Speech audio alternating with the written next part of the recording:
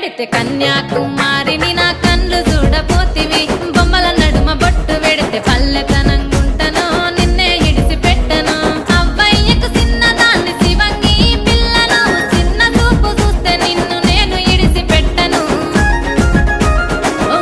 పిల్లగా అరరే ఓ పిల్లగా అమ్మో ఓ పిల్లగా ఎంకటేషు చూడకపోతుంట